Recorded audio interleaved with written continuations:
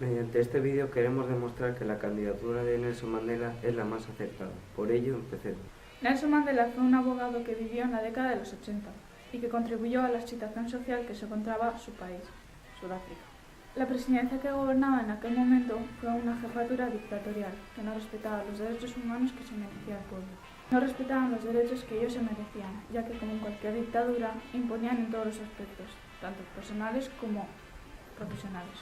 Por ser de raza negra no tenían los mismos derechos que tenía una persona blanca. Con relación al gobierno anteriormente nombrado, cuando Nelson salió de la cárcel, fue nombrado presidente del partido político ANC, con el que presentó su candidatura para ser el próximo presidente de Sudáfrica. Durante 4 días, millones de ciudadanos pasaron por las urnas para poder decidir quién sería su próximo presidente después de todos esos años de represión, recibiendo la grata sorpresa de que el 29 de abril de 1994, Nelson Mandela fue nombrado presidente de Sudáfrica. Una vez fue presidente de Sudáfrica, interactuó con los ciudadanos de una manera en la que pudiera establecer sus ideas o deseos en un gobierno que no habían tenido ni voz ni voto durante muchos años. Realizó cambios que él mismo veía necesarios y otros en los que los ciudadanos veían necesarios también, para hacer del país un mismo. A pesar de que pasara 27 años encerrado en una cárcel sin ningún tipo de derecho en busca de conseguir la igualdad en su país, no cambió su pensamiento acerca de querer cambiar la situación en la que se encontraban los ciudadanos de Sudáfrica.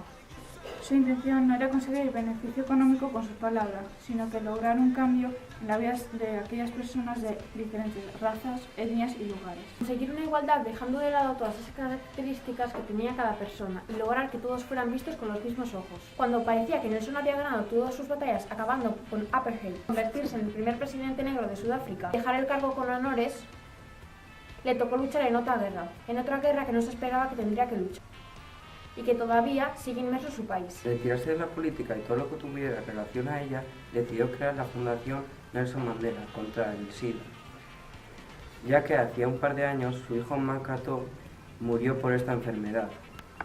En Sudáfrica esta enfermedad era tabú, como la homosexualidad y las drogas. En 2003, con el objetivo de recaudar fondos contra la enfermedad, la Fundación Mandela lanzaba la campaña 46664, en referencia a la otra gran lucha de su vida.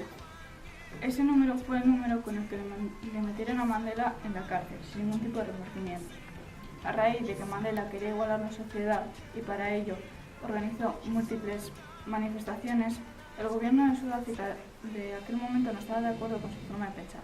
Iba en contra de la ideología que ellos querían establecer en los ciudadanos. Por ello, en cuanto Mandela salió del país para poder conseguir apoyo en Gran Bretaña, lo arrestaron por salir ilegalmente del país y lo condenaron a 27 años de cárcel. Los ciudadanos, especialmente los de raza negra, comenzaron a tener claro que la situación que estaban viviendo era infrahumana, por lo que empezaron a apoyar la ideología de Mandela. Las manifestaciones y charlas que organizaban para sacar a Mandela de la cárcel crecían, ya que aunque Mandela aún estuviera en la cárcel, seguía manteniendo la ideología de que apartheid debía desaparecer. Por eso fue que en cuanto salió de la cárcel, Mandela fue nombrado presidente del gobierno. A pesar de saber que todo lo que hizo no traía consecuencias, ya que no iban acorde con la dictadura, se armó de valor y fue a defender lo que nadie defendía.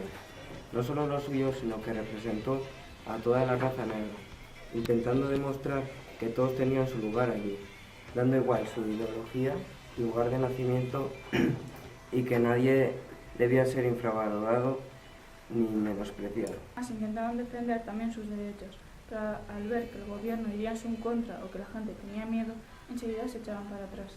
Pero Mandela defendía lo que se merecía, sin pensar en las consecuencias que podía traer de esto. En definitiva, las intenciones de Mandela, como él bien dijo, mi ideal más querido es el de una sociedad libre y democrática, en la que todos podamos vivir en armonía y con las mismas posibilidades.